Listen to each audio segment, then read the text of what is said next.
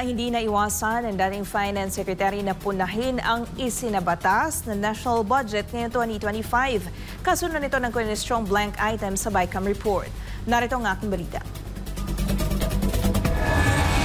In this black hole. Tila hindi na nakapagpigil ang dating Finance Secretary noong 1992 hanggang 1993 na magsalita patungkol sa kinakwestiyon ngayon na 2025 national budget sa Korte Suprema. Sa isinagawang Financial Executives Institute of the Philippines o FINEX 2025 induction ceremonies kamakailan, pinasaringan ni Philippine Investment Management o FINMA Corporation President at CEO Ramon del Rosario Jr. ang 6.32 trillion pesos na national budget. Ayon sa dating Finance Secretary, bakit mas pinaglaanan ng malaking pondo ang anyay mga proyekto na hindi pinag-aralan ng maigi at mahirap na mamonitor sa halip na yung mga makatutulong sa mas maraming Pilipino. In this black hole called the Bicameral Committee, what happened was our esteemed legislators transferred huge amounts of funds from what are ordinarily identified as the high priority projects of our national governments, underfunded them, diverted funds from these projects towards a bunch of what they call public works projects that are scattered all over their districts, which are poorly studied, poorly identified, and largely clustered around what they call flood control projects, because these are the projects, in my mind, that are most difficult to monitor.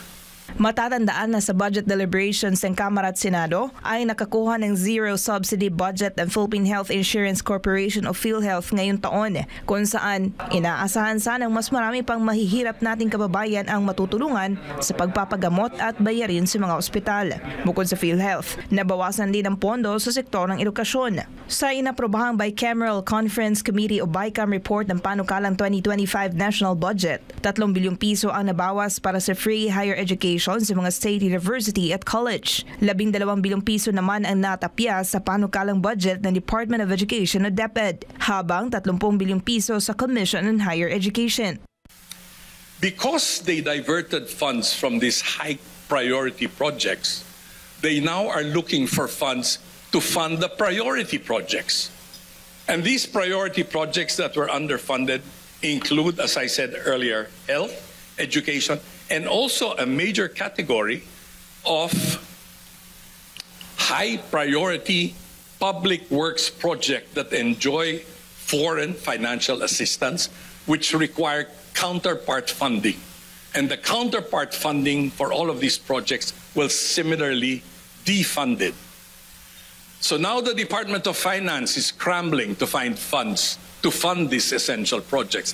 Kaugnay niya, nananawagan si Del Rosario sa mga pinuno ng larangan ng pananalapi na gamitin ang kanilang kakayahan upang matiyak na nagagamit ng tama ang pera ng taong bayan para mapabuti ang buhay ng mga Pilipino. Sa ngayon, pinagkokomento na ng kataas-taasang hukuman si Executive Secretary Lucas Bersamin, Senado at Kamara hinggil sa petisyon na nagpapawalang bisa sa 2025 General Appropriations Act. Matatandaan na inihain kamakailan ni na dating Executive Secretary Vic Rodriguez, Congressman Isidro Ungab at Rogelio Mendoza ang petisyon na kumukwestiyon sa legalidad ng ipinasang pambansang pondo ng Malacanang at ng 2 kapulungan ng Kongreso. Ayon sa mga nagpetisyon, unconstitutional ang 2025 national budget dahil sa mga blank item na nakapaloob sa BICAM report sa General Appropriations Bill. Para sa Diyos at sa Pilipinas kong mahal, ako si Valdivina Gracia, SMNA News.